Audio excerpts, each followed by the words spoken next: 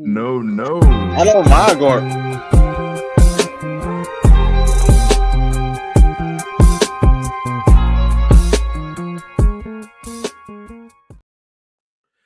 Good evening. Jay got kids. He can't go on earlier. Yeah, man. Once I move again and have a move again, you just moved.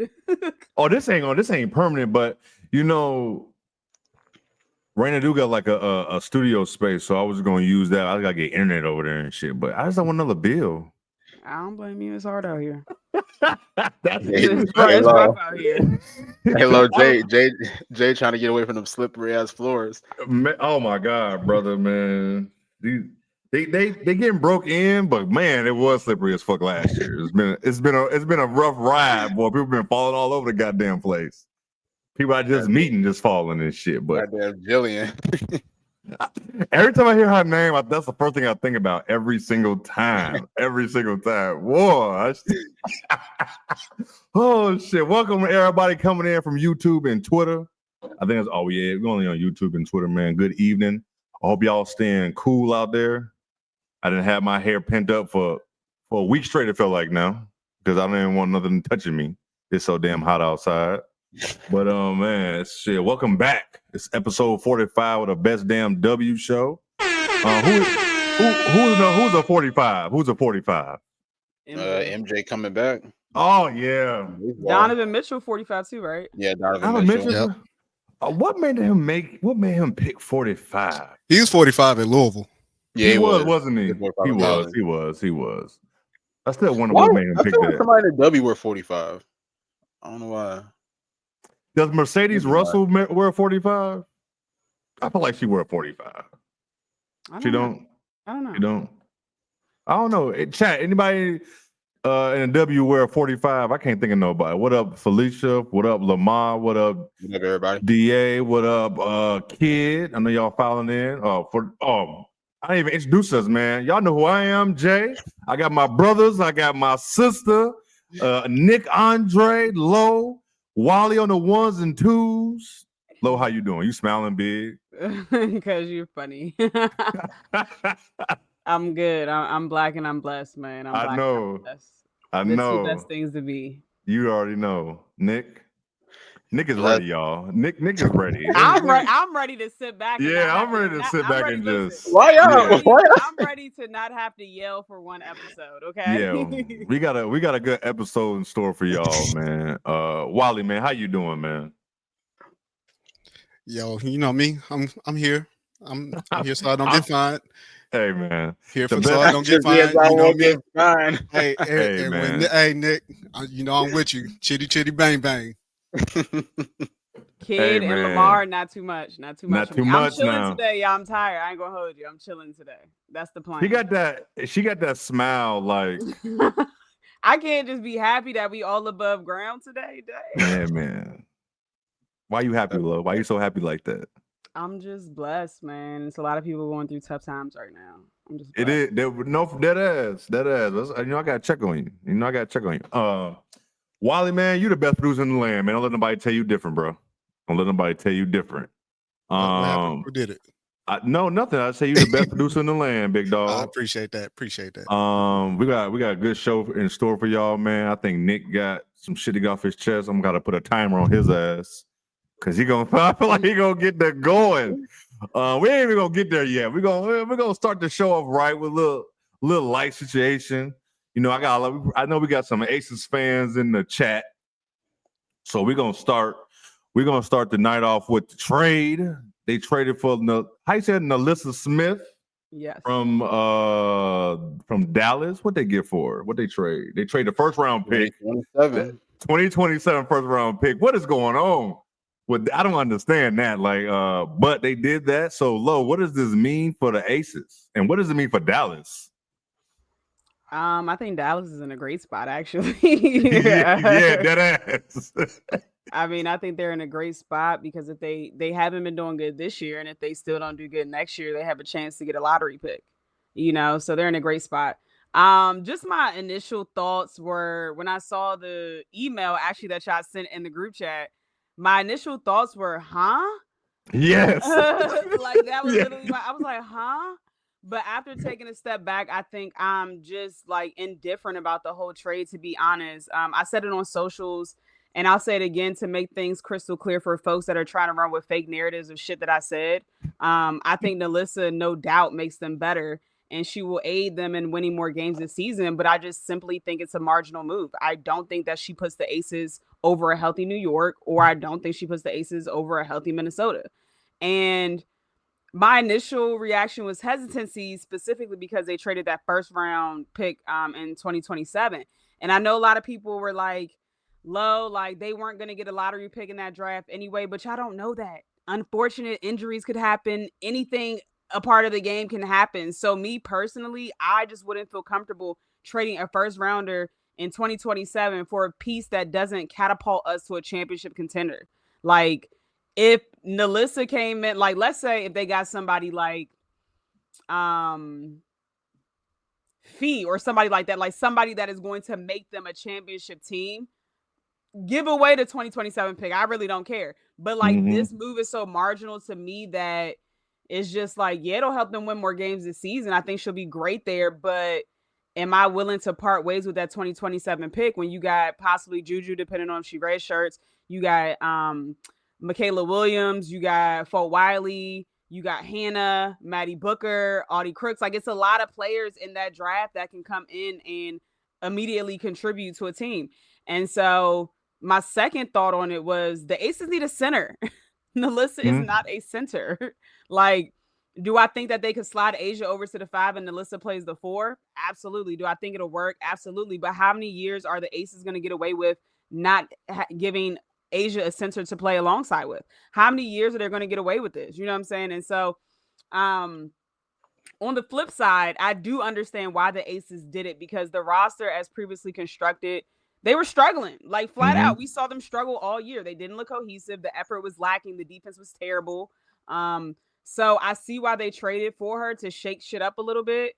And she does make the roster better for them to compete. But also, when you look at it, it's not a lot of bigs available around the league. There's not many centers that the Aces could afford or trade based on the pieces that they have. So I think that this was the best move that they could actually do. And it's not a bad move. It's just not a championship move, in my opinion. So now, after saying all of that, I want to be clear, as clear as possible. This is not a slight to Nalyssa Smith at all. Okay. She is a hooper that can rebound the ball. She provides a big body in the post, and she can also score the basketball. Let's not forget, this was an overall number 2 pick 4 years ago. She just has been stuck in shitty situations since she came into the W. Her first 2 years, she did good. As a rookie, she averaged 13 points per game, 7 boards. And then the following year, she improved and averaged 15 points per game and 9 boards. So her production, of course, dropped when AB and Caitlin Clark got there because the offense changed and it was more AB and Caitlin Clark centric, which is understandable. So then once she leaves, so in 4 years, she's already had two coaches over there. 3 coaches, actually. Hold on, 2 or 3 coaches. And then you go to Dallas and you got a rookie head coach and they're struggling over there. So she's never really had a good situation or any stability to really showcase her skills. And I think that we'll see a different Nalyssa. She said that Asia is her GOAT. And when you are watching greatness and competing against greatness every day, it's going to subsequently make you better. So I think this will be the best form of Nalyssa Smith that we see. If she get to see somebody in the element, like what they be doing on a daily basis to Correct. be great. So that's going to help a lot for sure. What you got, Nick? This little laugh. What? I'm ready to talk, man. Go ahead, man. Go what ahead. I was gonna say was my heart hurts for Nalyssa and Dejanay, man. I know how tough that can be to, separate the family again. Like, you know how hard it is for them. They finally get together. Now they're on the same team, and now they separate within less than 2 months. Like, my heart's hurting for them, man. Like when you not next to your significant other every day, it can be hard. But I mean, as far as this trade, I like it. I do question the first round pick trade. Just because, it's just like we said, this is probably one of the more talented draft classes that we've seen in the past couple of years, honestly. And you don't know what you could get in that. It's like Lo said, you don't know. They could possibly get a lottery pick, and that could be Juju or Hannah or Audi Crooks or whatever it is, like somebody that they may need at that time. Like we don't know what the Aces are going to look like 2 years from now. Just call it what it is. I mean, anything could happen. Like Lo said, injuries or hell, players could be on their way out. Like this could be a completely different team in 2 years, and we have no idea whatsoever. So I do question it from that perspective, but it also showed me as well that it looks like the Aces do want to more focus on, hey, we still want to be contenders. We still want to try to win now. And I think that was kind of the message that I kind of got from them once they did make that trade of course, trading away that first round pick. But as far as talent wise, Nalyssa's always been talented. I just think that she hasn't been placed in the best situations to where she can thrive. It's like Lo said. Nalyssa had a great first year. And then, of course, the next couple of years, you draft Aaliyah Boston number 1, you draft Caitlin Clark number 1. Now, obviously, the team is centered around them. So now that the team's centered around them, you kind of like an afterthought at this point. And she was even placed in just weird situations last year, even with Christy Sides. Like Christy Sides would start her, and then Christy Sides would have her come off the bench. So I just feel like she wasn't really placed in a situation where she could thrive. And even per se in Dallas as well. I mean, we all know what the hell is going on in Dallas right now. I mean, I just think, I'll be real, I think Dallas should just go on ahead and rebuild. I think this trade could have been an indication that it may be time to rebuild, to be honest. But that's just me. They're getting lowering bets. They're getting lowering bets next year, huh? Is what you're saying? Could possibly. I mean, it's between them and Connecticut. Yeah, for sure. What's funny though is that somebody told me preseason Dallas is going to be a lottery team, and I was like, nah, like you got to be wilding. It's honestly looking like that. It's crazy as it is. It's looking like that. I had them making the playoffs, so right underneath it. I cannot remember where I had them. I think I had them 8th or 9th. Top 5. You had them top 5? I did have a top 5. No, I gotta go back and look. Go back and look. I had a top 5. That's why it makes me Christ. No wonder they took you. Go look at it. I did. That's why they were mad. Everybody was mad at me because I had them over Seattle. Over Seattle. And everybody was mad at me about that. But yeah, I ain't gonna lie, they got me looking crazy right now. But as far as Nalyssa on the Aces, I like it a lot because I think she's gonna really thrive playing against a lot of these talented players. Like you're talking about a team with Asia Wilson, a team with Jackie Young, a team with Chelsea Gray, who's one of the greatest passers, if not the greatest passer in WNBA history. So she's gonna get a lot of great open looks, great opportunities because of those dynamic players that she's playing next to.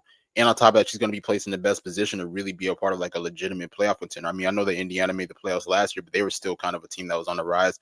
Now you're on a team now that has championship experience. I know that they're not looking like a championship team now, but this is still a reigning two-time champion team that won back-to-back titles. So I think that's going to be really beneficial for Nalyssa. So I'll be real. I expect great production out of her once she arrives in Vegas. I think she's playing in the next game against Indiana, and I think we're gonna see. That's fun. I think we're gonna see a much improved Nalyssa Smith with this Aces team. Do you think she makes them contenders? Not necessarily, no. And that's the thing too, because I just feel like if the Aces are gonna get back to that, I just think like that's not the piece that's gonna be enough. Honest. Now, look, it is a great addition for them to get Nalyssa, but I don't know if it necessarily moves the needle like that. Like Nalyssa Smith is not like a all-star caliber or even like MVP caliber player, honestly, or former MVP caliber player.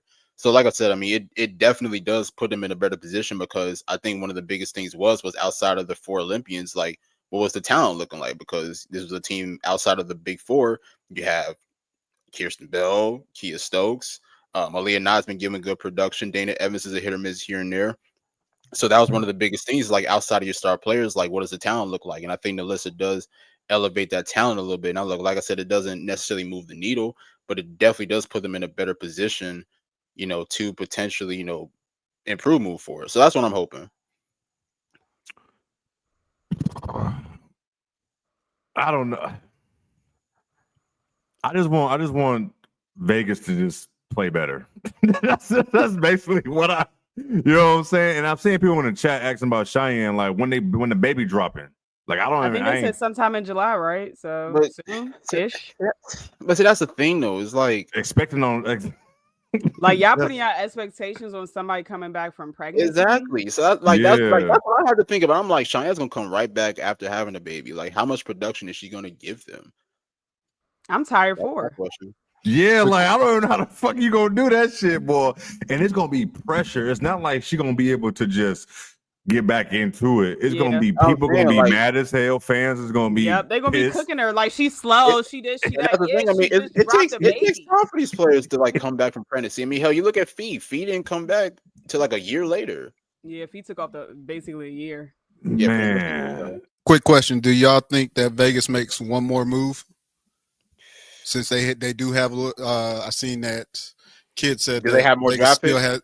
they have money, so When I was talking to K-Dot, he said they didn't have money. Do they still have draft picks or no?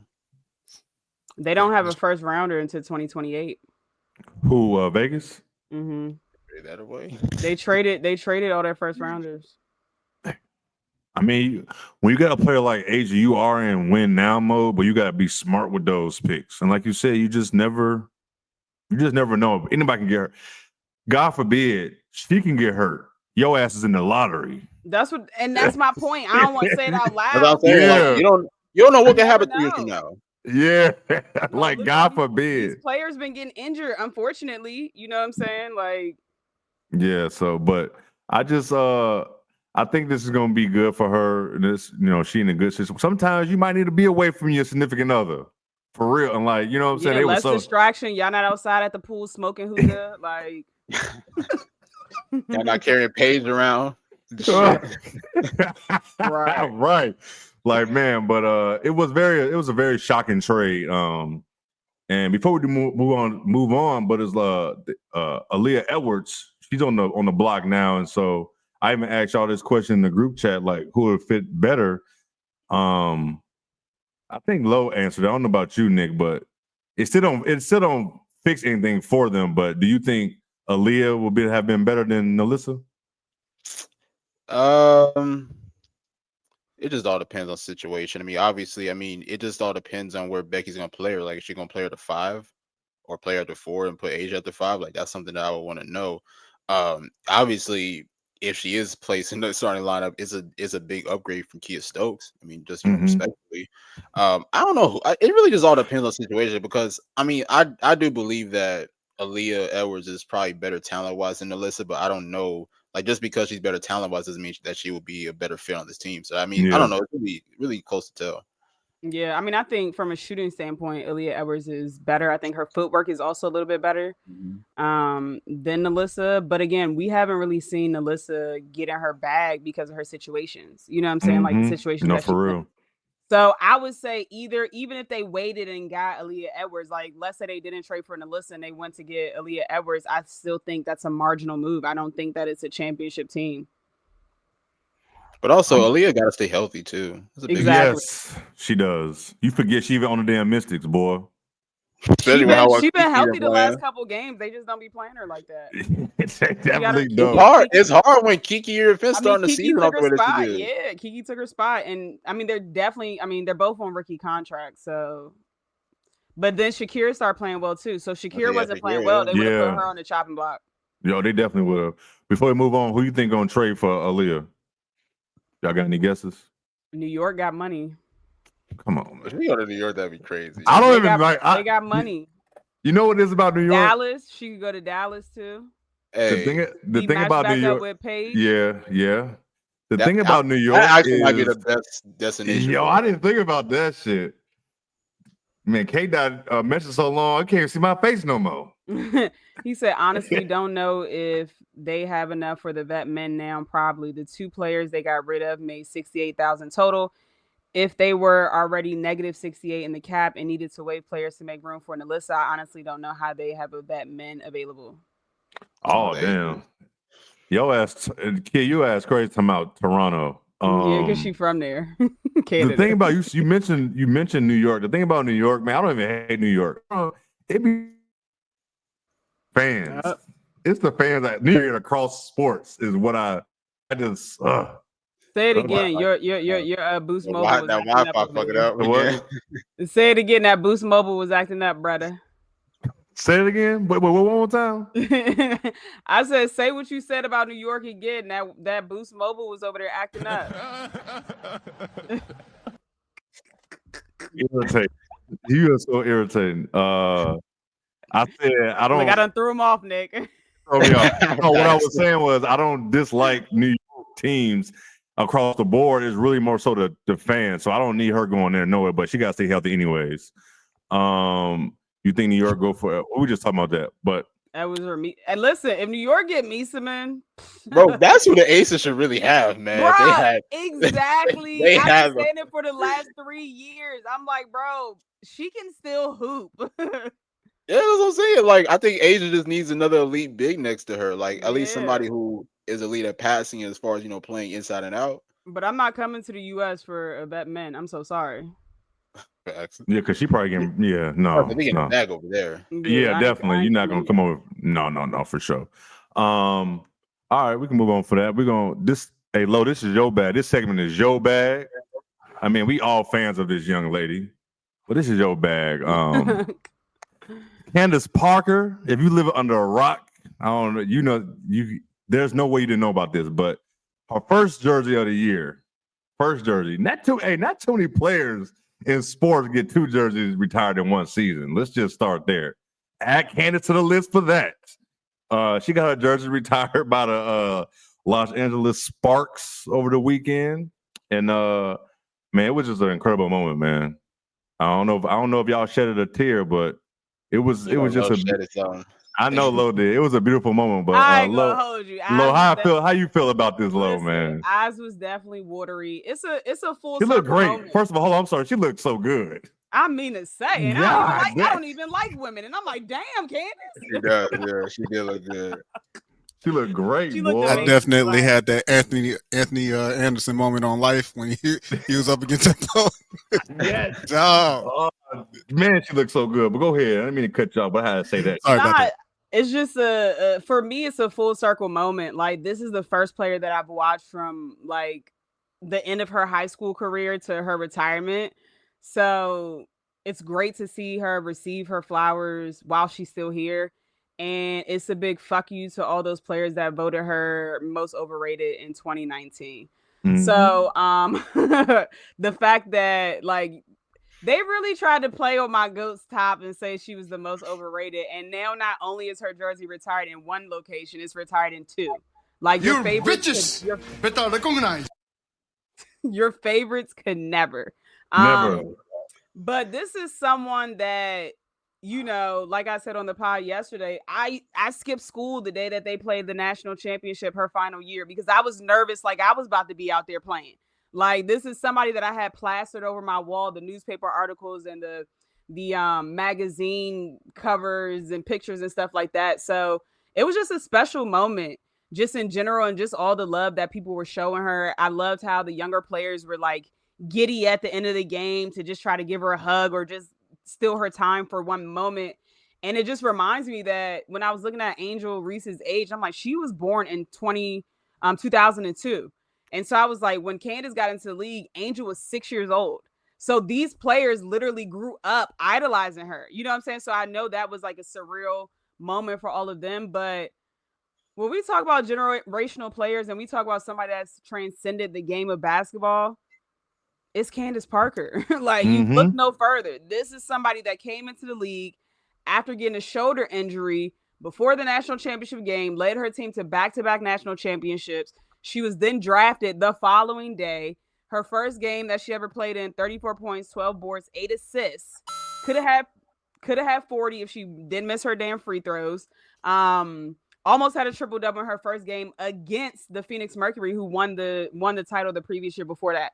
We're talking about somebody that's a 3-time WNBA champion, 2-time MVP, one of those being in her rookie year, 2-time gold medalist. It should be 3, but Gino's is I don't want to cuss too much. Gino, you know smoke for you.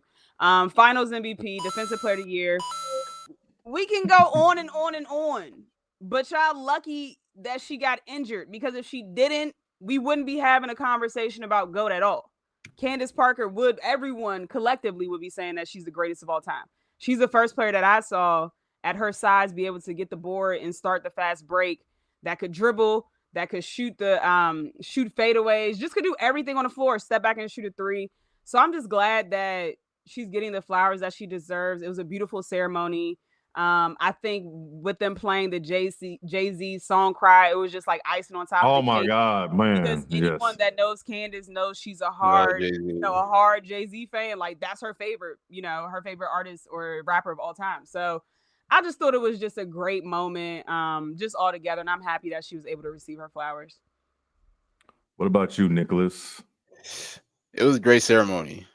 Shout out to CP. That was a great moment. You know what's so funny? I was watching the game and I didn't even put two and two together. It's like, okay, Candace's jersey retirement. You got LA going up against Chicago. And I was like, oh shit, you got two of Candace's Yep. teams. I don't know why. I was in the middle of the second quarter when I realized that. But no, that was a dope moment. I think it's really just a testament to how important it is Candace is for women's basketball. I mean, you talk about the resume. I mean, 3-time champion, and I don't care. I'm counting that third chip with the Aces. I don't care what anybody says. Winning. Are people trying to negate it? People were even after they won that title.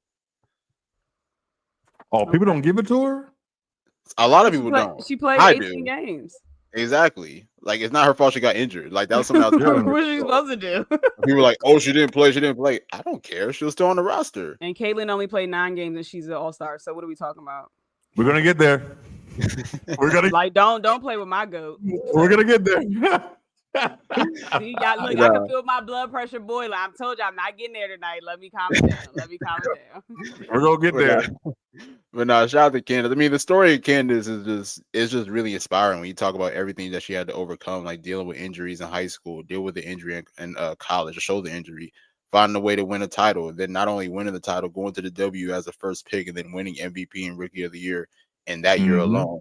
And then you talk about later on her finding a way to finally help the Sparks win their first title since Lisa Leslie and them were playing. Then on top of that, going back to Chicago, her hometown, and helping lead in Chicago to their first ever championship. So I mean, her story is really incredible, and like I don't really understand like the disrespect for Candace Parker, because Candace Parker, number one, she's a generational talent, but also like that's what they look like. Yeah, I mean, we look at her story and we look at her career, like she's literally accomplished everything.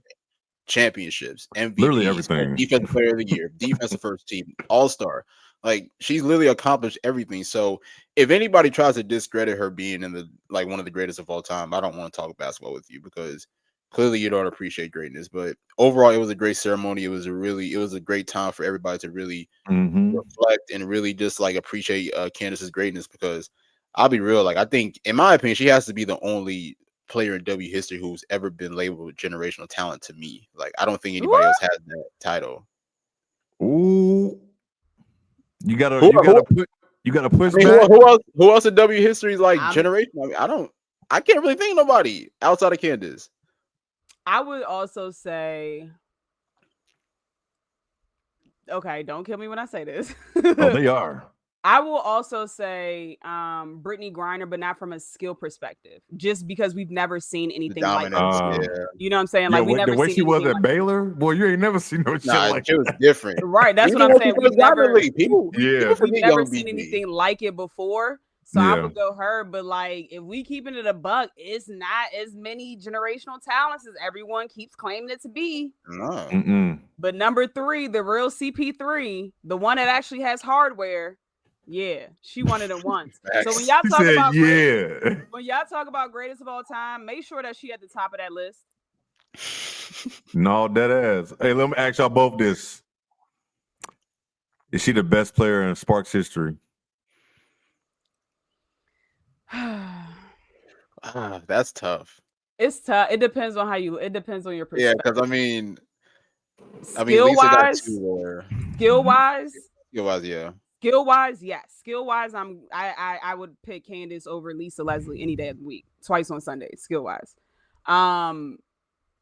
Historic-wise, for the Sparks, I would say no, just because they won back-to-back with Lisa.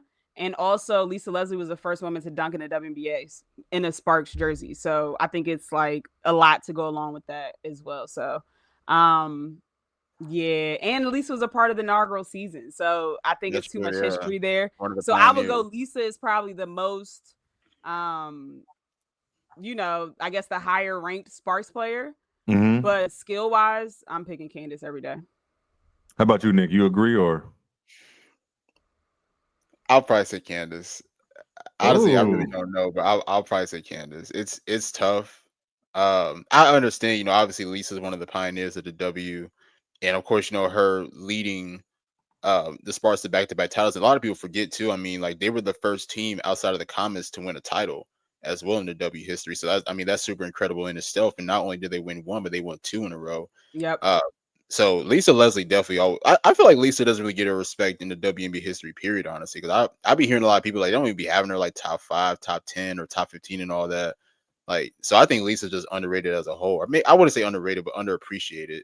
But I don't know. It's like I think when you look at Candace's story, I mean, coming out the gates, winning MVP, overcoming the adversity, winning another MVP, and then of course eventually winning a title. I know it took her a little bit longer than Lisa Yeah. did, but just that moment in itself to me, honestly, I really don't know. I'm not gonna lie. Honestly, So, it's really let me hard. ask you this question: when you think, if somebody says the Los Angeles Sparks, who's the first player you think of? it'll more likely be probably Lisa Leslie. See, me That's too. So that's why I that's say that's Lisa a Leslie, hey, Absolutely. that's a great question. That's a great question. We have a final though in the Commissioner's Cup. I forgot the score. Oh, 74-59. FIBA beat the shit out of the Lynx, boy. And I just want to make sure I'm reading this correctly. Nafisa Collier, 12 points. Yes, and y'all told me that this is here the we best go. player in the world. Yeah. They try to tell me I'm too. I'm just asking what folks were telling me. Because when the bright lights are on and the best player on the Fever is not even playing, and you only scored 12 for a championship for the bread, come on, bro. Slam cover curse is wild. I think we need to have a little like further discussion on that, because now it's starting to look like a history, man. Because I mean, Fee didn't play well in the finals last year. Remember, and on Rival, the Lunar Owls were the best team in the league with high expectations. They and she didn't. lost the 1-on-1. And she lost the And 1-on-1. on top of that, you don't win in this Commissioner's Cup game without Caitlin. At the crib. At the crib. At the crib. Go home court. Look, We live gonna have- we gonna How are you have going to claim this woman the best in the world? What are we doing here? reaction going on. Stop No, we playing, know man. they're Stop not playing going with to me. J-Dub. We know they're not going to win the finals. We just talking. Oh, we just talking crazy. If you're new here, we just talking crazy for sure. Is that the best in the world to y'all? Respectfully, No. and look, I love Fee. I'm not here trying to disrespect Fee, but No, we know what hell no, she ain't the best player in the world. We know that, but it is looking crazy. This is what happens when people love to crown people or give people that so-called participation trophy too fucking early. Relax, let it play out. Yes. They were saying she was best in the world after 10 games. Literally. I'm like, yo, like, don't get it fucked up. I know Candace, or not Candace. I know Asia was out with the concussion, but yo, like, this is still the best player in the world. Don't get it twisted. I guess for me, the confusion was at no point has Nafisa been better than Asia for a full season or even half of the season. So how does she go from, like, how does she catapult over Asia in being the best player in the world? Like, you haven't even been better than Asia. So how are we deeming you the best player in the world? Like, that don't make sense to me. But You don't. People was in my mentions mad, man. They were super mad. They were super mad at y'all. Shout out to Danielle for her question. Sorry, y'all, but I love that question. I'm not gonna say that. They made the finals last year, so I ain't gonna do that to them. And they still had a chance to win the finals, like they did. So I think they just had a bad game. Yeah, I ain't gonna. We just talking crazy because some people was trying to tell us that Asia wasn't the best player in the world no more. So we're gonna be on y'all ass, especially when we right. And when y'all try to be on it says the last 2 WNBA champions lost the Commissioner Cup that same year. Aces in 2023 and Liberty last year. Fun fact. So basically, it's good to lose the Commissioner Cups game, apparently. I guess so. That's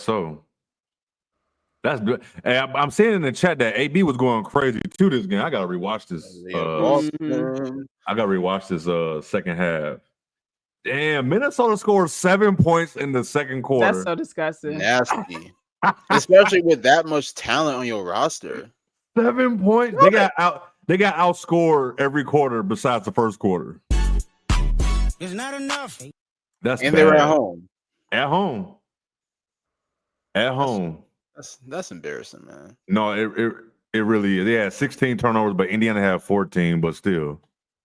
But hey, this is also what I've been trying to tell people, even on social media too. Like Aaliyah Boss is an MVP caliber player. She's really like that, and I think Mhm.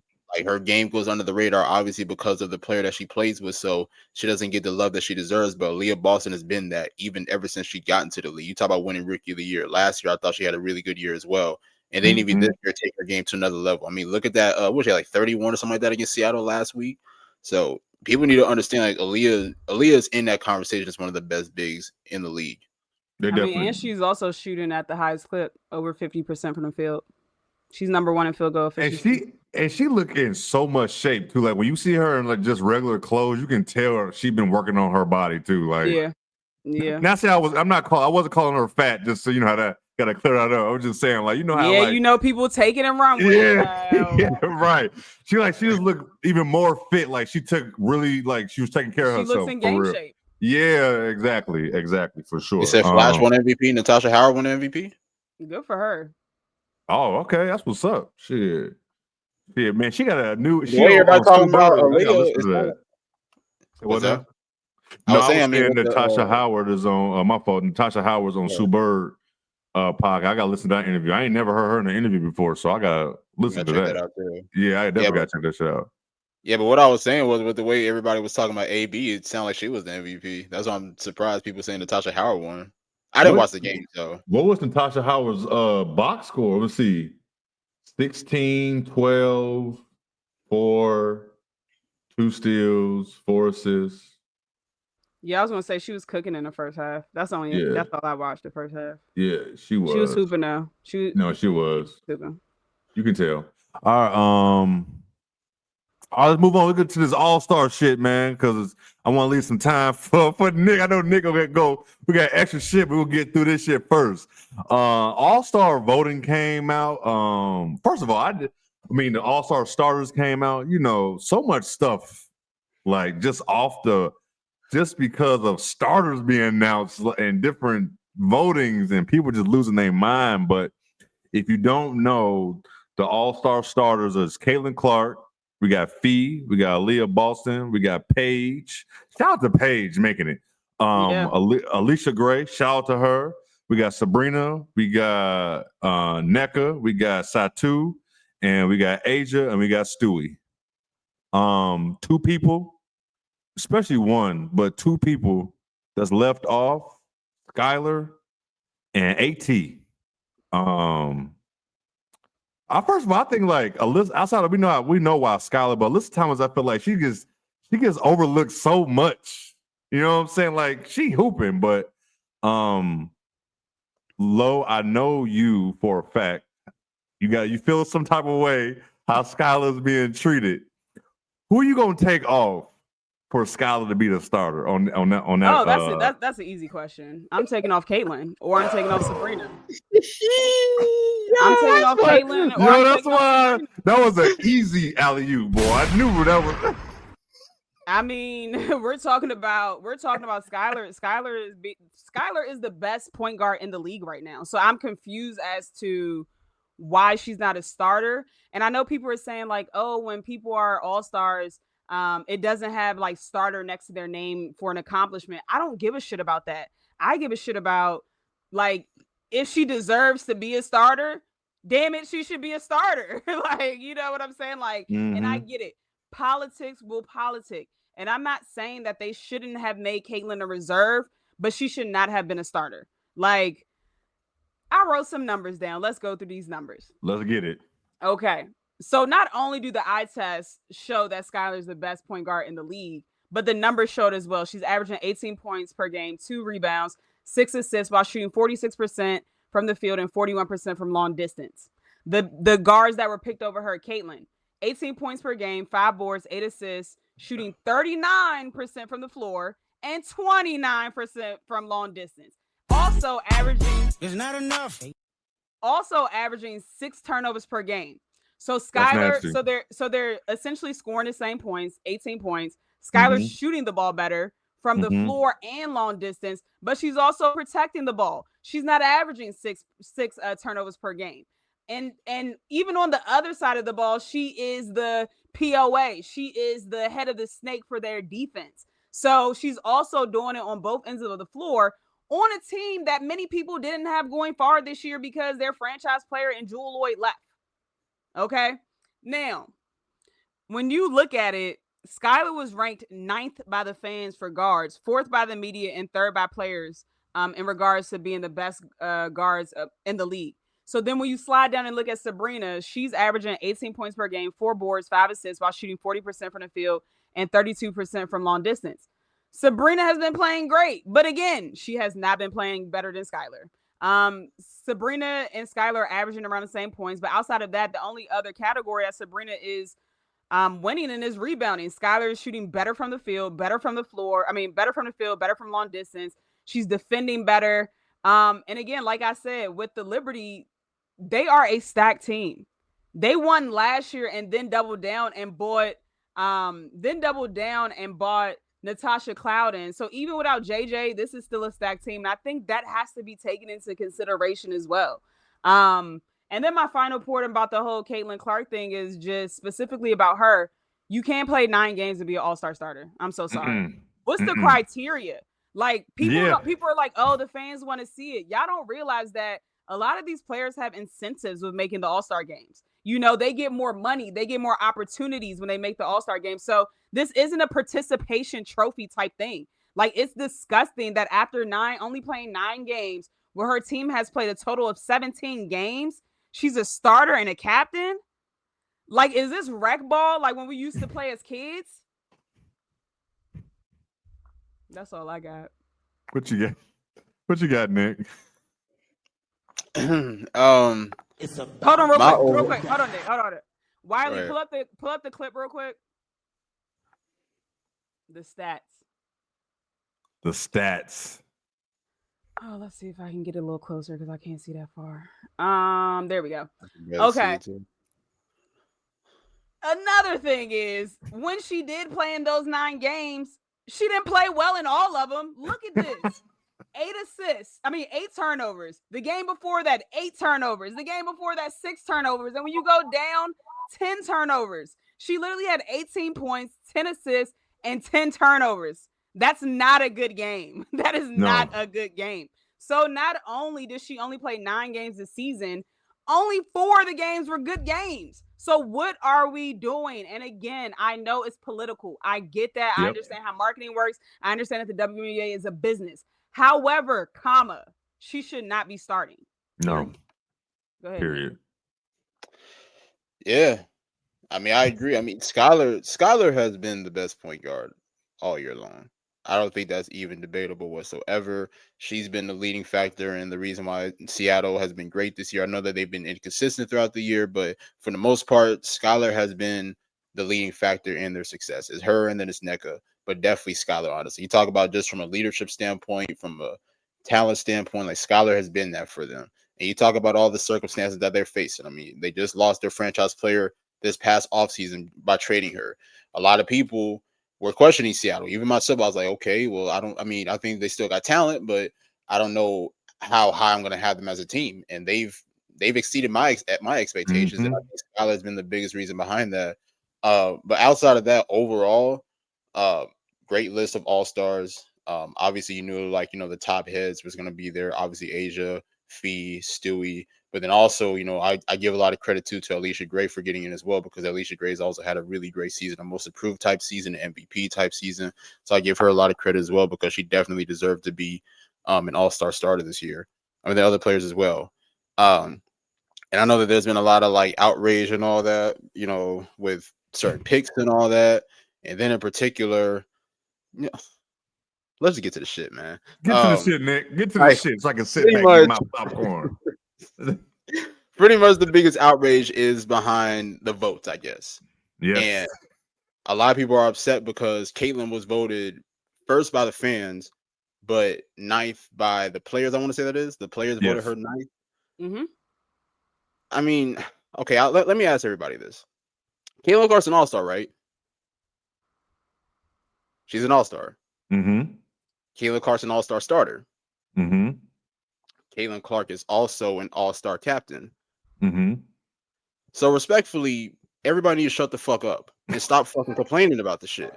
Like, I don't understand like why this is such an outrage over this. Like, I saw Dick Vitale's Dick Vitale ass, boy. Dick Vitale does not speak on women. This is the only time I've ever heard him speak on women's basketball. Have we heard Dick Vitale ever call a women's basketball game? Have we ever seen him on ESPN talking about women's basketball? Fuck no. He's never talked about women's basketball up until this point. And respectfully, I don't care about your opinion. And then I saw RG3's broke ass say some shit. Yeah, I know how Like, I feel about. RG3, You know how I feel about RG3 may be the Dickie most ass. irrelevant person on the fucking planet, if we're gonna be honest. He only had one fucking good year in the NFL. Nobody gives a shit about what he does at all. The last time we heard about RG3 was when he was speaking on the Caitlyn Angel situation. Outside of that, nobody cares about RG3. And on top of that, other people as well. Like, I'm so tired of grown ass motherfuckers on the fucking internet whining about this shit. She's still an all-star starter. She's a captain, which means that she's gonna pick people to be on her team. Right. What the fuck are y'all fucking complaining about? Because the players. I want to know. What are y'all whining about? Shut the fuck up. Literally, shut the fuck up. Because y'all really about to make me fucking mad as hell. Because it's gonna make you ain't mad yet? Oh, you ain't mad yet. You ain't mad. He ain't mad yet. Oh, no, we getting there, baby. We getting there.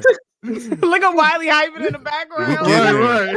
Literally. You know what type of time I'm on, especially when it comes to RG3, but also this motherfucker here. Because why you? Oh yeah.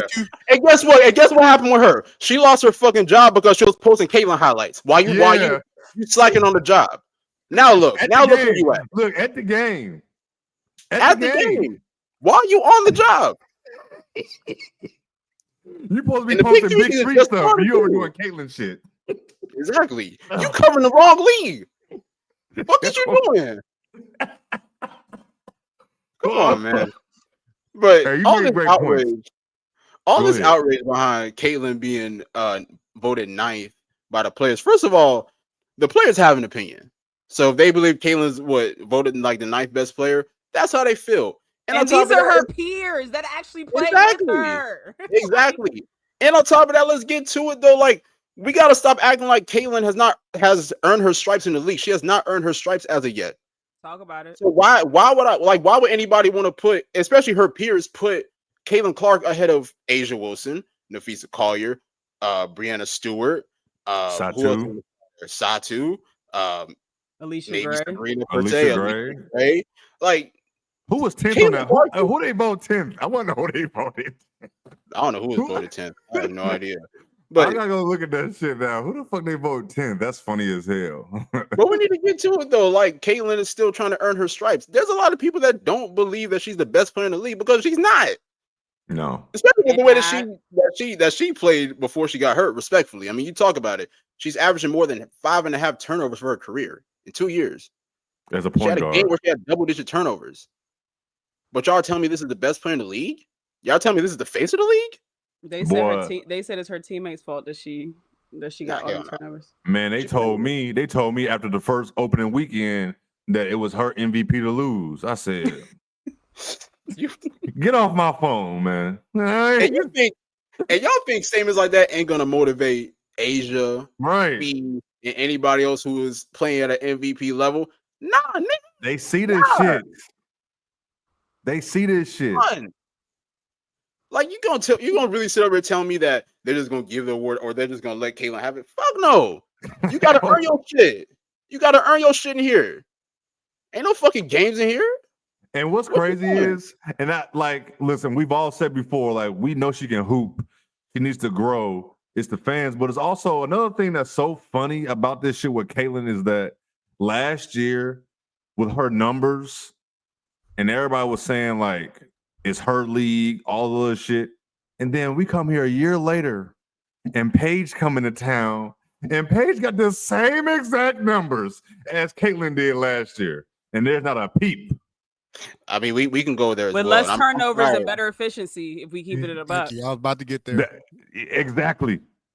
It's like they argued us. They argued us down. You would have thought Caitlyn averaged 25 and 10 the way they was talking to us last year. But can we just end the conversation of Caitlyn versus Paige? Because anyone that has watched them both in college knows that Paige has always been the better player. She's the more complete player. So I'm confused on why people are Because she shoots questioning logo what's going threes. on right now is because Paige is putting a little bit of fear in y'all goat's heart. Like, you know what I'm saying? And y'all hearts too, because y'all know Paige doing her big one. Like, at no point in Caitlyn's career has she been better than Paige. I'm so sorry. Never. Only thing she does better is probably pass the ball. Yes, that's the only category I'll give her. Shoot logo threes. Yes. Yes. And doesn't even do that efficiently.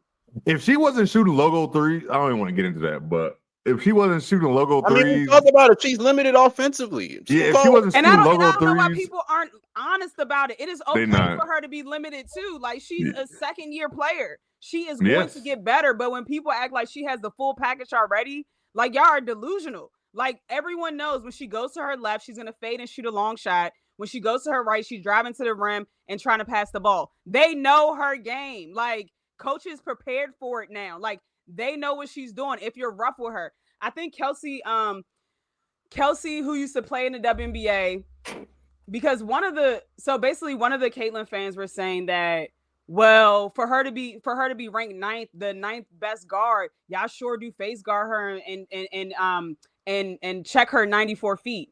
You idiotic fans, because they're checking her 94 feet doesn't mean that this is a respect thing. It means I'm getting up in your body because I know you don't like to dribble the ball. It means I'm being physical with you because I know you don't like that pressure. We're going to make you work for this shot. Right. It means I'm going to make you speed up your game. You know what I'm saying? Like, never let you be comfortable and get into the offense. Absolutely. It's called the game plan.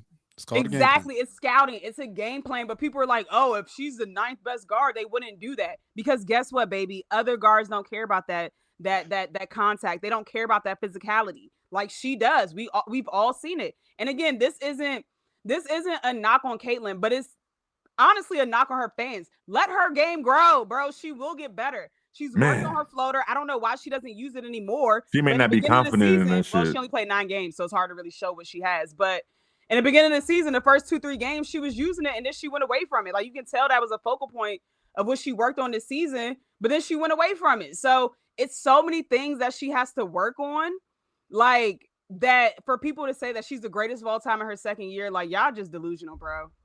Or on the damn Mount Rushmore and shit. She needs a screen to even get open. Correct. And we're not talking about that. It's zero bag. Zero. Like the way y'all, like the kids talk about her bag, like people players' bag. She don't got that. She need a screen every time. There is no she's not the best creator. No, she's not. Man, come on. And again, she can work on that part of her game, but the way y'all talking about her is like, oh my, like, just critique her fairly, just like we did. We said, I've always said it. Caitlyn will probably go down as the best passer the WNBA has ever seen. She just has vision that I've never seen before. She can anticipate stuff before 2 plays before it even happens. You know what I'm saying? Incredible. But on the flip side, terrible on defense, has no mid-range game, has no bag, can't get herself open. Like, these are things that make a complete basketball player. Paige down there in Dallas, she got all that. All that. She had all that. And guess what? Ben She can go down. Not only is she efficient at scoring, she can also go down. She can create her own shot. She can get her teammates involved. But guess what? She can also go down and play on the defensive end. She can. Talk about it. And the thing with Caitlyn on defense, it's just effort. The effort be piss poor. It be piss poor. I talked about it last week. Like, when she's I went always back lost too. She's always lost. She is always lost. Yeah, somebody posted. I think somebody posted like a TikTok. It was her, like, turning the other way. That was me. That was you. That was me. Look at why. Well, I posted it in our chat. Okay. Oh yeah. But none. Hold up. Nonetheless. Wally. All right, y'all. Parks. Because I've been keeping real low key about a lot of this stuff. But again, all this goes back to, we're trying to give somebody something that they have not earned yet. Give it time. Caitlyn gonna get there. Again, Caitlyn got as the crew has mentioned, she has a lot of shit to work on. Also, this is year number 2. So literally keep that in perspective. And that goes for when people want to try and talk about Angel. Guess what? Angel's in year 2, guys. Yep. Mm-hmm. So y'all have to y'all want to shit on Angel at the beginning of the season. Now she been on a roll, and it's crickets. She has been hooping. She has been hooping. The thing is, let these players figure it out. Yes. Let them figure it out. Let them grow. Let them, again, if we really want to drill down when it comes to Caitlin Clark's game, we can do it. We can do it. There's plenty of ammo to show you what she can and cannot do. Mm-hmm. So again, with the fans, fan short for fanatics. But some of you motherfuckers take this shit way too far, and we are in this goddamn now we're in this stand culture that is fucking ridiculous, where you can't give an honest critique about a player and not be considered hating. Right. And that goes for some of the main media. You main media motherfuckers are the worst, because half you motherfuckers ain't even watching the game. Y'all are box score bandits. Oh my God, y'all make up a story off of the box score and whatever highlights you see. Yep. RG3. If we really want to get down to it, y'all know how I feel about RG3. Emmanuel Acho too, or whatever his name is. Oh yes. Yeah, fuck him too. Fuck buddy. Fuck him too. That's right. God damn it. But again, don't let your kids watch us. For the best. Hopefully I can speak for the crew, for the best damn crew. We just like to come on here and give our honest critique about these players. That's it. And the thing is, if you are a fan of said player and you can't handle it, don't come over here. Do not come over here, because you will get embarrassed. Yes, you will get embarrassed and talked about. Very but also, and I'm all about the joke. So please don't come over here being sensitive. Let's have an honest discussion and go about our separate ways. That's it. That's all I got, y'all. I'll hang up and listen. I hang up and listen. It's funny. I'm glad you say a stance, because it used to be a time where you got made fun of for being a stan. Eminem made a whole song about it. Right. Like, we got to start shaming these stands. Like, that's not okay. Please, let's bring back shame. That's the thing, though. It's like, if you're a fan of somebody, it's okay to hold them accountable on things that they need to work on. Yeah, it's okay. You still want the best for your favorite player. If they turn the ball over, you should be calling that out. Like, we shouldn't be. You know what's so funny? Somebody put out a tweet the other day. They were like, "Oh, only thing that y'all can critique Caitlin on is turnovers and not winning a championship." Like, those aren't valid things to actually critique somebody on. Somebody told me today that when I posted that video about Skylar's stats being better, they're like, it's the All-Star game. It doesn't matter if stats are better. And I'm like, so sometimes y'all want to use stats, but now like you only use it when it's convenient for you. Like, exactly. Huh? Like, what kind of hoops is this? Bring real hoop heads back, man. This is it's just, and Lamar, yes, she is only relevant because of 2K. That's the only reason people know about who she is. Talking about Rachel. I was gonna say I've never heard of her. Yeah, she was on 2K doing shit for 2K all for the longest. You know, and also just real quick, I don't know if you're about to transition or not, but just real quick, like she's voted 9th among players, but she's still an all-star captain, which means she can pick the team that she wants. She's still an all-star starter. She's still in the all-star game. Mm-hmm. Y'all think she's not gonna pick Paige? I don't think so. It be in her best interest to. If she don't want to get done up on all-star. On the opposite end. Hey, that's a good point. I'm just saying.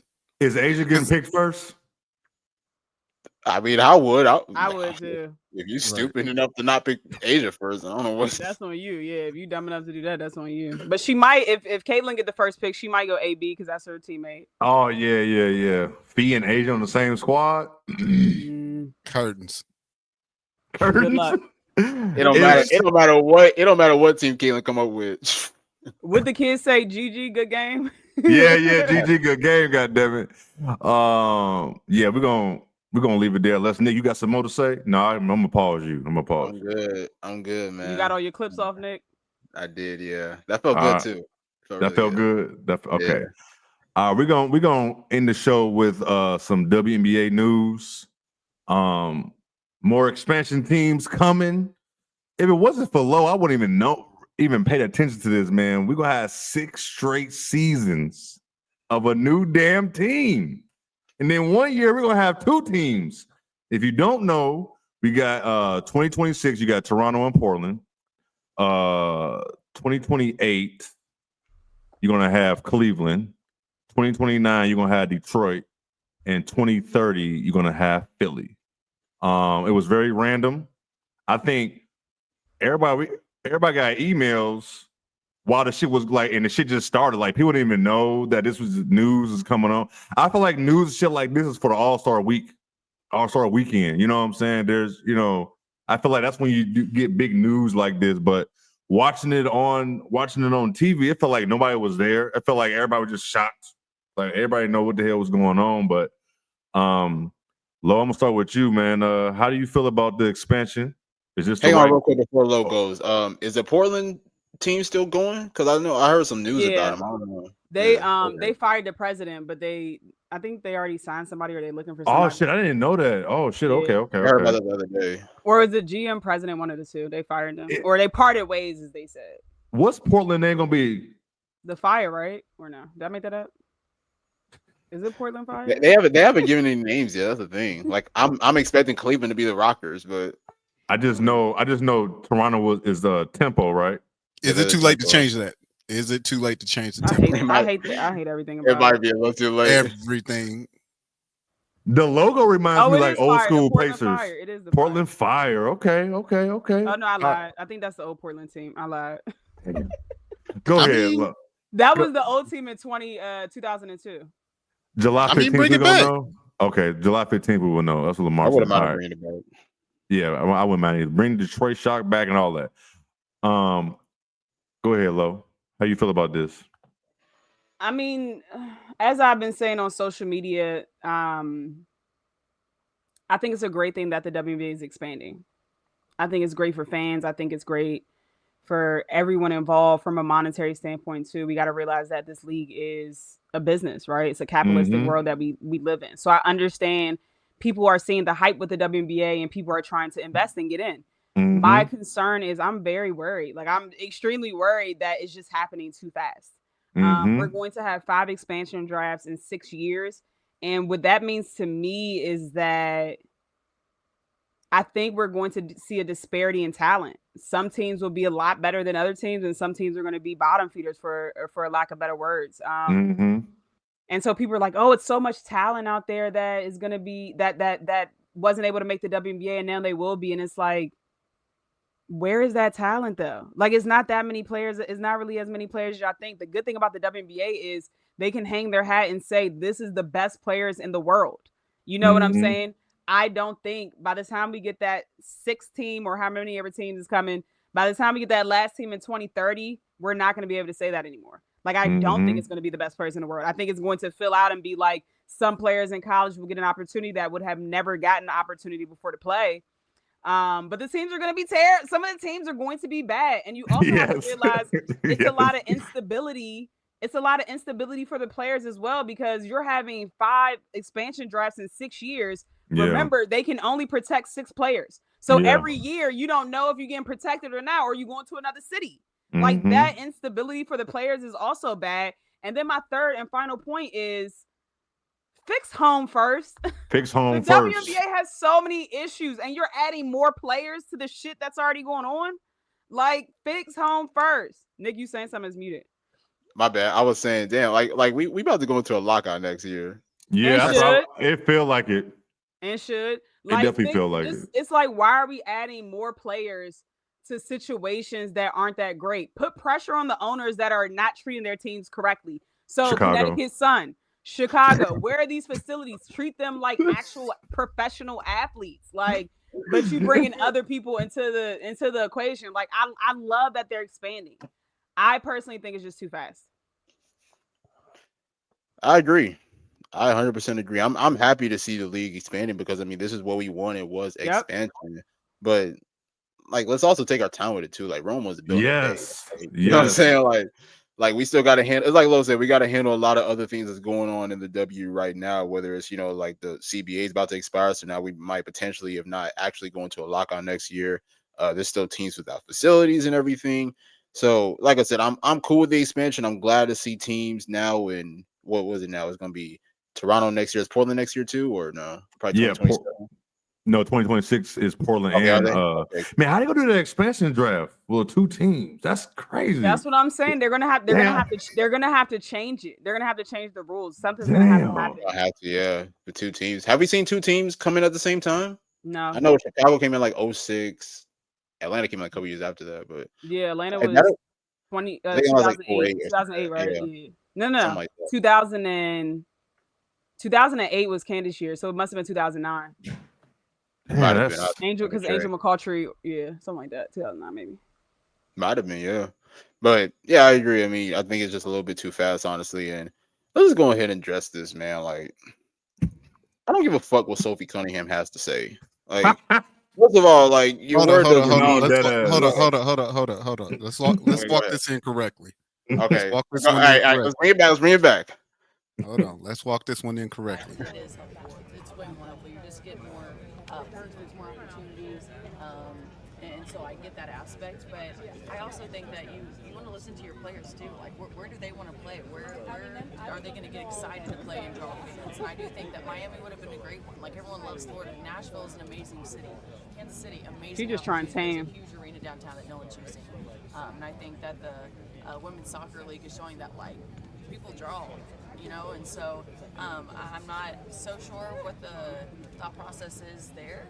But at the end of the day, you also want to make sure that you're not expanding our league too fast. I think that's also another thing, that you don't want teams to totally dominate and then have teams that aren't. And so I just think that it's kind of a hard decision-making situation. But man, I don't know how excited people are to be going to Detroit or Cincinnati. Shout out to the cities too. The cities like, yo, we ain't taking that shit. No, they weren't. And she wasn't even talking crazy until she got to the end, boy. Like, I agree with everything she said in the beginning. Yes, everything in the beginning. After listening to it again, I agree with all that. And then she just went off the cliff. She acting like people want to go to Indiana. Exactly. And like, I get it. I know that Indiana is known as like a basketball. It is. Like, whatever it is, but it's still Indiana at the end of the day. It's not like exactly. Come on, like it's still Indiana or Atlanta. I agree with them. I mean, y'all being real nice right now, because I drove through when I went to Chicago and I drove through Indianapolis. That shit looks like poverty. That shit looks like poverty. Indy is not the. Again, I said I quote tweeted this, and I'm like, yo. Detroit and Cleveland have W history. Exactly. Yes. You play in Indy fucking Anna. What is in Indiana?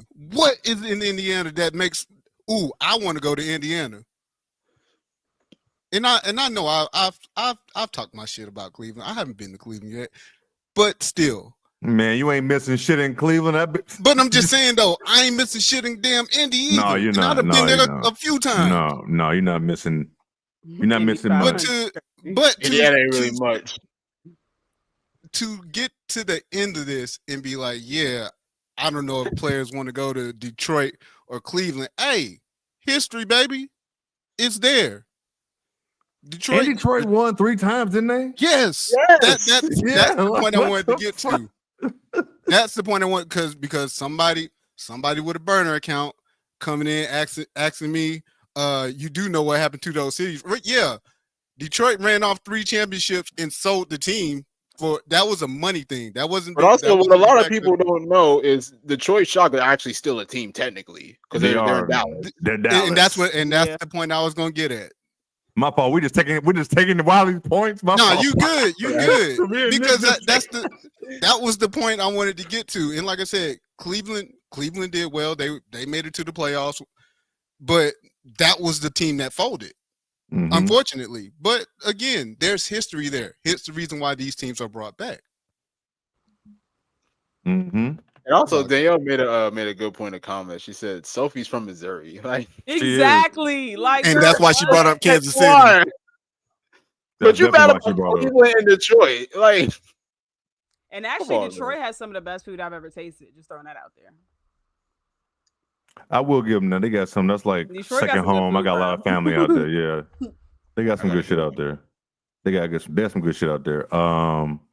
But yeah, so I'm with y'all, man. Like she really wild for that. Like you was doing good. You She was was. doing great. I mean, And then I you- agree with her. Like, I mean, obviously because I live out here, but I would love to see a team in Florida again. Like, you know, we had Miami Soul for a couple years. Orlando moved to Connecticut.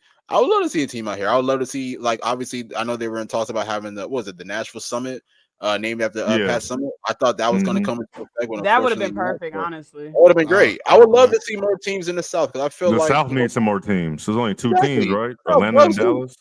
the South loves hoops. So they're I gonna would have love to to see- change. They're not gonna be able to do that east-west, that west-east thing because it's not that many teams. Like, Yeah. they're probably just gonna do like all the conferences together. Maybe, I don't know. Well, just to close this part out, the only thing I heard Sophie at the end was No. Too loud, too reckless, too ghetto.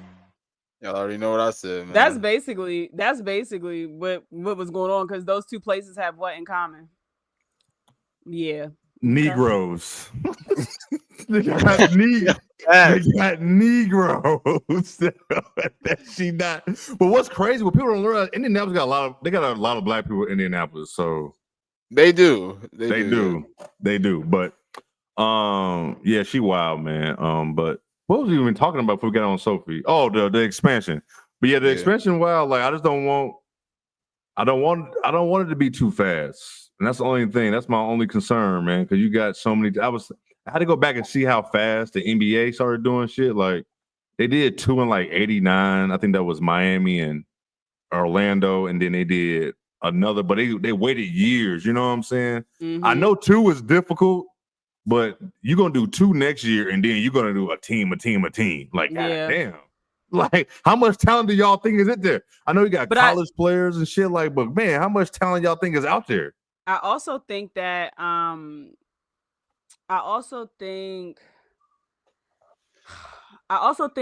Kathy is purposely trying to make it a global thing, so get more international players in the WNBA. Mm-hmm. And sound like Silver over there in the NBA. Right. So, well, it started with David Stern because, like I've said before in the podcast, in the 80s, it was a lot of cokeheads playing in the league. And so no one was really checking for the NBA. It was filled with black men, and it was still racial tension then. And so David Stern was ahead of his time in going globally. And that's what really catapulted the NBA to what we see now. And I think that's the angle they're trying to come from. But you can't do that angle when you're still ran by the FIBA schedule.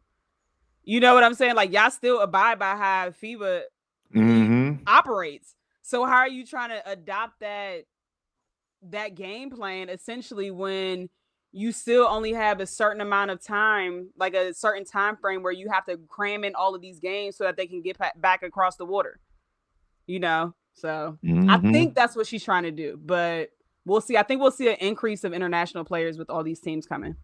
You got no choice. We definitely have no choice. Also, just real quick, I'm very curious about the whole Detroit situation. So do we think they're gonna go back to just being named the Shock? Because technically the Shock still exists in the league. It's just they're in Dallas now. So it's like, will they go back to the same team, or will they just want to start fresh as a whole new franchise? Do it like Tennessee and what's called in the NFL. Tennessee and Houston. Yeah. Although they did give Houston a new nickname, but they did. It's kind of like Cleveland Browns turned into the Ravens, and then the Browns came back. There you go. Yeah. Okay. It's kind of like they could just be still the Detroit Shock.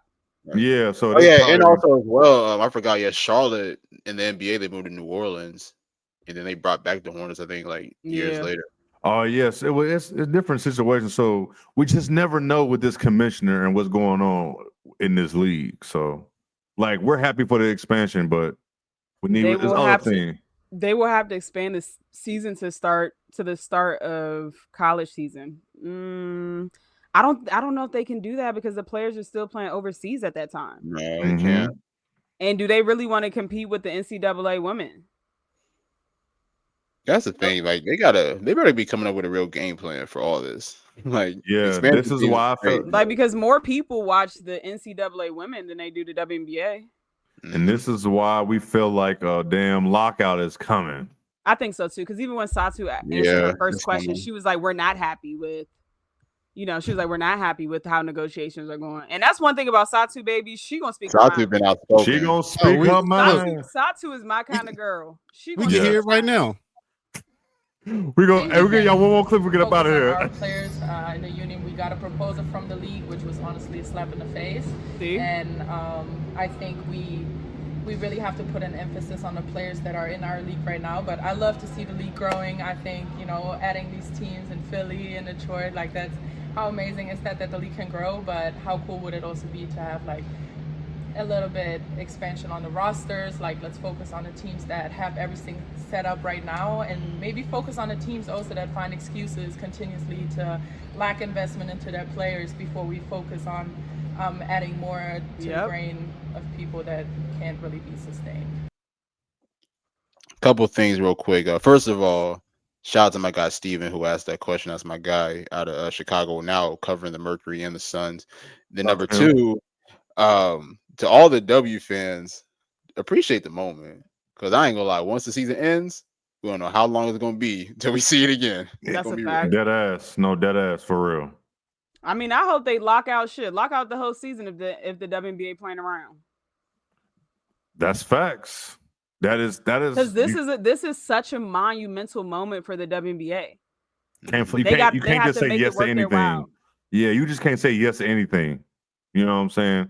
You can't do that. So, I know some people ain't gonna want to do that, money wise, but shit, I'm assuming if they have a lockout, they can go play overseas, right? Or do something. They can, yeah. They can do something, but man, woo-wee. Man, anything else y'all got? Oh, shout out to Asia and Angel. They the players of the week. Yep. Shout out to them. Angel I want to say something real quick. I'm not saying that the Chicago Sky are playing great, but y'all was on Tyler's head. But no one is giving him credit for putting the ball in Angel's hands. Because as soon as he made Angel a facilitator, they have been playing a lot better. She has been playing a lot better. Almost average, almost looking like she's going to get another triple-double before the year's over. Absolutely. But like y'all were so quick to jump down his throat. And again, he still has room to improve on certain things. He's a rookie.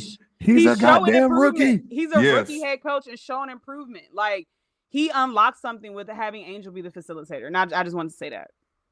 And also the apology should just be as loud as the disrespect when it comes to Angel Reese. Absolutely. Because y'all was going crazy the first couple of weeks. And I said that she will figure it out. And now she's figured it out. She's playing much better basketball. I mean, you talk about I think what she averaged last week, like 19 points, 17 rebounds. 18 to 17 like that. That's incredible, dog. That's incredible. Literally. That's incredible. Angel's playing better basketball. And I mean, we already know what she brings to the table as far as versatility. She's a really great point forward. She's shown the ball handling ability, the playmaking. I mean, I think that her being able to be one of the leading factors offensively as far as, initiating ball movement. It's a lot of everybody else is trying as well. Like Kia Nurse has been playing better basketball. Elizabeth Williams has been playing really good as well. So I'll be real. I'll give him credit, especially in that win against the Sparks, because I've been questioning how this team was really going to play with now Camilla being overseas with her Brazil team. How they were going to play next game, right? Is she coming back that quick? Okay. I think that's what Angel said. Angel said that on the after game, like the post game yesterday, or whenever Sunday. That was a little short hiatus. Hey, I'm cool with it. Definitely cool with it for sure. Also, last thing, the Chicago Sky need to find a way to sign Van Loo ASAP. Yeah, they need a point guard. That'd be nice. They need a point guard. In the Maddie Westbell was nice to know you, sister girl. Yeah. She don't even play. Go get Van Loo. She don't play at all. And that's a shot creator and a playmaker. She's not a bad player. Yeah. But they got it. They're forward heavy though. They are. They really are. Kia Nurse, Beck Allen, Michaela. Yeah. You Yeah. still got Elizabeth Williams, even though she a 5. You got her coming off the bench. Yeah. Like they're stacked at that position. Yeah. You might be right on that one with Who the Maddie. guards on the team is Haley and is Rachel Rachel Banham. Banham, Mm-hmm. That's it. Damn, that's it. Mariah Jefferson, but she only played like 2 games, I think. You forget she there. Yep. Man, yeah. Shout out to the all 636 of y'all between Twitter and YouTube. We love y'all, man. HVL is unplayable. Yeah, man. we knew this. This is what I was telling people. Yeah. I'll give her credit offensively. She has been making some shots. I'll give her that. But yeah, defensively, especially as a small guard. But we knew this. This is what we were saying. Don't get me riled up. Don't get my blood pressure up, man. Don't get me started, man. But man, I love y'all, man, for being here with us, man. Chopping up at this time as always, man. Like, subscribe, comment, tell a friend to tell a friend.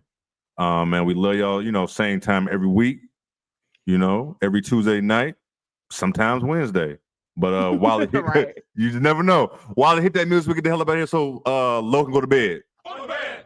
What's up? What's on my TV?